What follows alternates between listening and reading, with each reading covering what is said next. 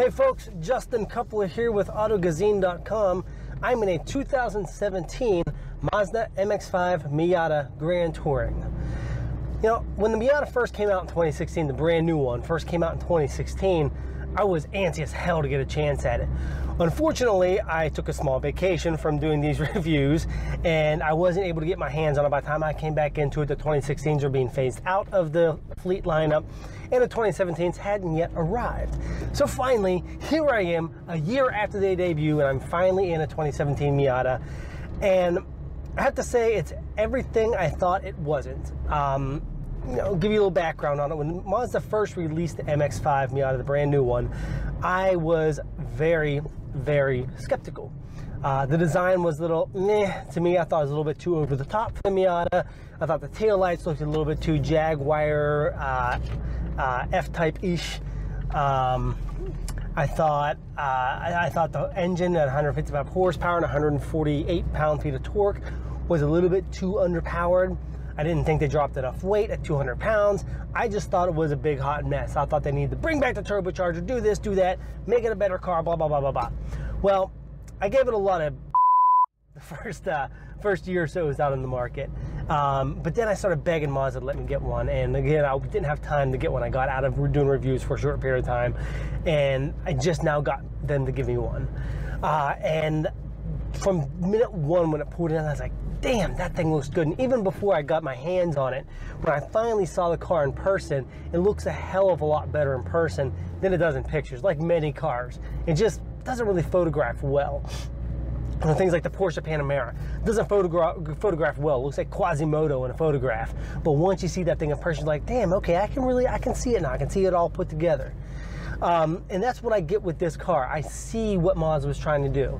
It retains the general Miata look. It does retain that, but they just aggressived it up a little bit. They took that Kodo design and pushed it onto the Miata with the high ridges on the hood out toward the wheel wells, the longer hood, the shorter back end, everything. It just really fits together as a whole. When you see it in individual pictures, it may not look right, but as a whole, it just looks incredible. And then, you know, on that drivetrain side, like I said, I gave Mazda a lot of crap when they put basically the Mazda 3's engine inside the Miata. I was like, oh great, here we go. They're gonna dummy this thing down. There's no way a 155 horsepower engine with 148 pound-feet of torque can really get this thing moving.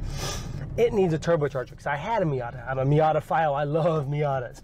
I had a Mazda Speed Miata, which I had up over 200 horsepower after some tweaking to the engine, and it still wasn't fast enough for me. I figured there's no way at 155 horsepower, the Mazda 3 engine, they could not milk enough power. They could not tune it well enough to actually move the Miata in a way that's going to be exhilarating at all. Well, I was wrong, because this engine is perfect in this car. At 200 pounds less than the last Miata, that cut in horsepower, which I think was about a 20 horsepower cut. I believe the old Miata, the last generation Miata, was around 175 horsepower. That cut, it actually is quicker, believe it or not. And it feels better tuned than the last engine. It's not nearly as buzzy as the last generation Miata's engine. This 2.0 liter actually takes revs. It has no problem. It will go all the way up to its 6,500-ish red line and just keeps saying, give me some more, Poppy, give me more, dude. And it just keeps on going. It never stops. So I got to give Mazda credit. They tuned this thing beautifully. And it doesn't feel like the Mazda 3's engine. I know they claim they tuned it differently. I didn't believe it. I was like, it's Mazda blowing crap up my behind. No big deal. It's just going to be the same old Mazda 3 engine. No, it's not. It is a big difference. The Mazda 3 engine is nice, but it does get buzzy. This thing does not. It gets far from buzzy. It just keeps asking for more, like I said. And it has a sound synthesizer that pipes in sound from the engine. And the manual transmission model, the Auto, does not get that. But if you're buying an automatic Miata, what the hell are you buying a Miata for? The automatic model does have the sound synthesizer that brings the engine sound into the cabin. It really just sounds good. The exhaust system sounds good. The natural engine noise that comes into the cabin, because there is a little extra sound deadening in the Grand Touring model, which is what I have. Still, the sound from the natural engine sounds coming in is still good. The road noise is acceptable. Everything's good. And like I said, that powertrain is just so well matched. combined with the amazing handling of this car, that drop of 200 pounds, it makes it even more nimble of a vehicle. There is, in the Grand Touring model, a little bit more lean than you might expect in the corners from a Miata, but it's not excessive. It's not something that makes you feel uncomfortable. It's just because it's a heavier model. It doesn't have the upgraded chassis that the Club model does have. I really wish it would have sent me the Club model, but I appreciate the Grand Touring, and I'll get to that in a little bit. It does have a little more lean, but with that comes a hell of a lot more comfort than anyone would expect out of a Miata. You know, my old Mazda Speed 1, you ran over a pebble on the road, you felt it. You felt every little thing you hit. This is actually well tuned. Is it like riding on a cloud? Nah, it's not. It is not that. But it is far more comfortable than I ever would have expected a Miata to be. I can hit the speed bumps in my community and it doesn't rattle my bones. I can hit the little bumps here and there on side roads. It doesn't rattle me like my Miata used to, or like the previous generation did. It really doesn't. It really just feels good and well balanced. Now, like I said, they sent me the Grand Touring model, and I've never been in a Miata that's this well equipped. It's been famously sparse for ages. The Miata has never had tons and tons of features.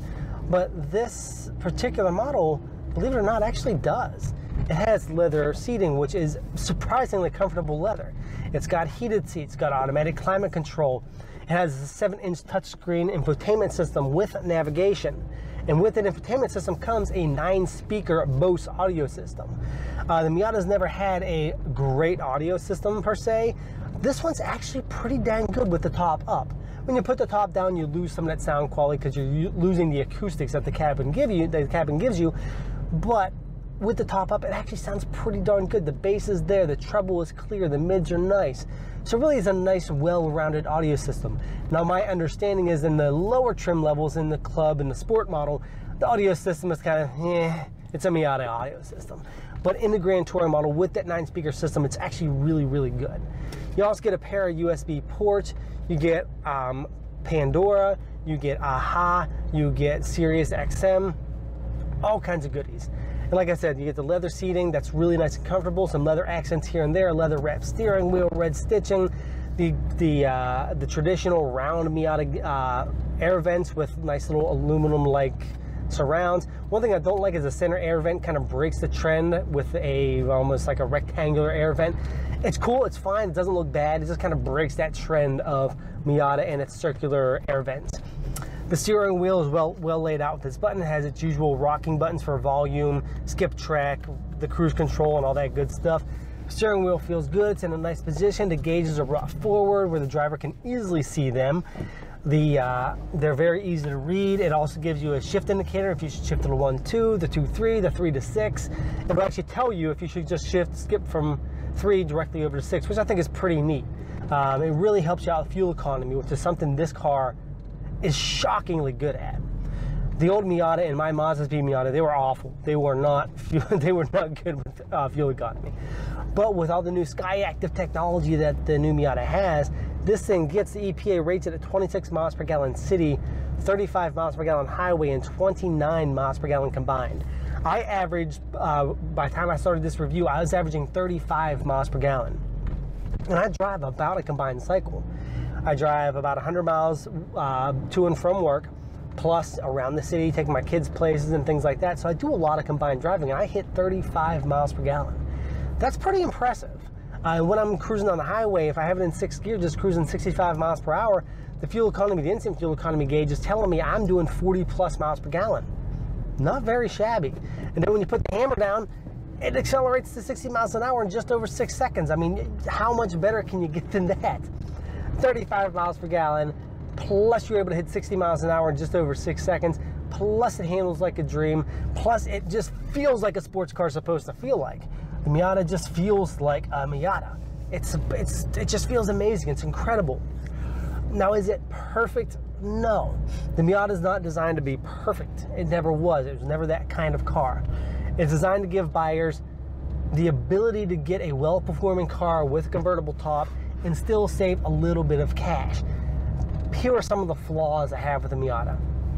Number one, it gets a little bit loud at highway speeds, even in the better insulated Grand Touring model. And my understanding is the sport and club models are even more obnoxious at highway speeds. But if you're buying a Miata for its quietness on the road, dude, you're doing it wrong.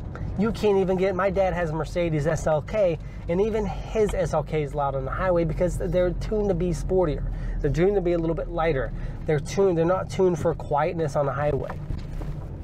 Another thing I'm not too fond of is Mazda is still using these cheap ass plastic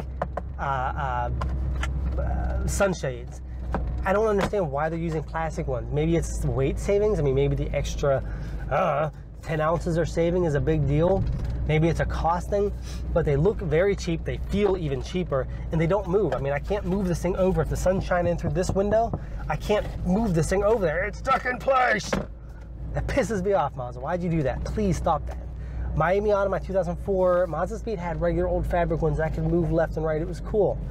Please add something so I can move this thing over, because when the sun shines through this side or the sun's coming through the top and I have the roof down, I want to be able to push it back. My old Miata, I could slide it backwards, so if the sun was right here over my head, I could push the visor backward and it would actually block the sun from there. Typically I have my shades, but one day I forgot my shades and the sun was shining straight through the window here. I was freaking blind the entire drive home. Please, Mazda, let's fix that. Another issue I have is the navigation system. This could be, well, of course, it's just a problem with this model, but this has 7,500 miles on it, and the navigation system is already screwed up. I don't know if it needs recalibrated or if the antenna's just gone bad, but when you drive down the road, the navigation just kind of wanders all over the place. It never tracks the road you're on. I think I've used it successfully for about 5 minutes. Then it just wanders off the road and it randomly shows you're flying through space, driving through some random pond somewhere. It just doesn't work. Another issue I have, which goes back to quality, just like quality control, just like this navigation system, right back here. Every time I put the top down, this piece right here, this little piece comes flopping down. As you can see, it's stuck down on it, kind of blocks the window. I've tried multiple times to keep it staying in place, but every time I put the top down and pull it back up, it's broken again. It falls down again. Then I spend another 5-10 minutes trying to readjust this thing to get it up where it needs to be. But those are the only real issues I can say that I have with the new Miata. Is it rough? Yeah, it's rough. It's a Miata. What the hell do you expect? Is it a little bit Spartan here and there? Yeah, it is. It's a Miata. What do you expect? But it's cheap transportation that just looks good. I mean, this interior is beyond what I'd ever expect from a Miata. The handling is right on spec with what I expect from a Miata. The engine is significantly better than I expected when it first came out. Like I said, I gave this thing so much crap when it first came out, and it's incredible. But if you're looking for a perfect convertible that's going to just, it's going to be like a Jaguar F-Type or something like that, the Miata's not going to give you that. Remember, it's a 24.9 car, $24,900 from its base model, the base Sport. And when you get into the club or the Grand Touring version like I am, it's just a tick over $30,000. Compare that to any other convertible on the market and the features it comes with, and you're going to be kind of shocked. You'll be really, really surprised that this is how much stuff you get. Does it have some bad things? Of course it has some bad things. These cup holders back here are stupid. They're removable, but where the hell do you put them when you remove them? There's nowhere to put them. There's no glove box. There's nothing down here. There's a glove box right here. And it's very, very, very small. Here, let me see if I can show you it. You get on here and you pull this little fancy thing. That's your glove box. You can fit, well, you have your manual back there. I got an envelope in there. I ain't gonna fit much else in there. Let me see. Let me pull one of these cup holders out. Cup holder. Yep. Shove it in there. Okay, it fits. So now I'm the ass. Cup holder. Okay, they do fit in there. But what else are you gonna put in there now? Now you're stuck. Nothing else. Yep. Put these back in place here so I don't forget them. But also, other thing, these things are stupid. The other thing I have a problem with here is the CD player. Okay, the CD player is back here. Why is it here? Why do I have to go? If you're still using CDs, okay. If you're still using CDs, the CD player is all the way back here. So you take your CD, pop it in there. Why is it not up here somewhere? Because if you have a cup here, suddenly you're trying to put CDs in there, and if you have a cup back here, it's even worse. If water splashes out of it, it's going to get in the CD player. Now your CD player is ruined, damn it. Another kind of thing that Mazda didn't really think about before they did it. The design is okay. but the thought behind it just doesn't work. Now, speaking of limited space, and here's all you have for a glove thing. I can fit my parking card. There's a little center console here. I can fit a parking card here. There's a little center console. There's nothing else going to fit in there. I can't fit my cell phone in there. Nothing else fits in there. And it's right here by your armrest. Another issue I have that's just the way they designed it is the buttons for the knob, the rotary knob, and the buttons for the infotainment system are right in line with where your hand's going to be on the shifter. See if I can show you what I'm talking about here. If you look down, see, right here is the knob for the audio system, and right here is your gear shifter. As I'm shifting gears, I'm hitting that knob. So I'm constantly hitting it and constantly changing the station or kicking myself out of Sirius XM or anything or something like that. Looking at the design of this dash, I can't figure out where else Mazda could have put that knob, but they could have put it somewhere else. I just couldn't imagine that this is the only place you could have put it. Maybe, I don't know, maybe closer to the gear shifter where your wrist is kind of higher up, maybe further up in front of the gear shifter somewhere. I don't know, but it just seems like a weird place to put it. It seems like this kind of an afterthought. Like, oh crap, we gotta put the knob in here. No, let's just stick it there, that's fine. But the whole time you're gonna bang your forearm off it, which I do.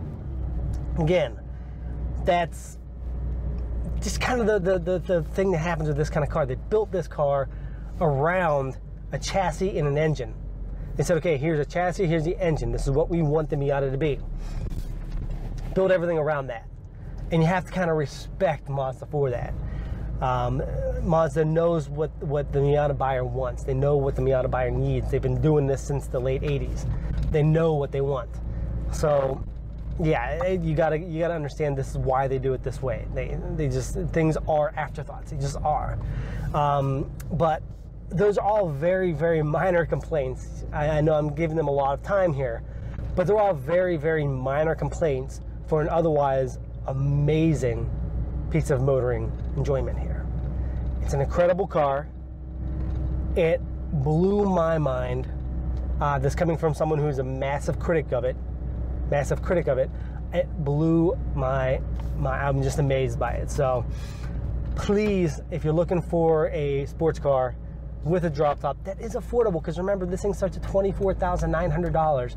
The Grand Touring model, which is super well equipped, it is very well equipped for a Miata, only starts at just over $30,000, and you can get the club. It's somewhere in the middle there. It's $27,000, give or take, and you get some upgraded suspension and chassis bits that make it a little bit nimbler than the Grand Touring is. But at those price points, it is just an incredible value, and I suggest you check it out. And then while you're at it, maybe check out, I don't know, you check out maybe the Mercedes SLK. I don't know, that's way out of this price range because there's just not very much that competes with this. There's the, let's see, there's the Fiat. Maybe try that new Fiat, the Fiat that's based on Mazda Miata. Maybe give that a try, I don't know. But yeah, if you're looking for a Roadster that is affordable, well put together, and just fun as hell to drive, give the Miata a shot. Let me know in the comments what you think. And thanks for checking me out. I will be back next week with another driven review. This time I get a Lexus NX200T, so a pretty vast difference from the Miata to that. So check me out next week. Appreciate you guys sticking with me throughout this entire review. Talk to you next week. Ciao.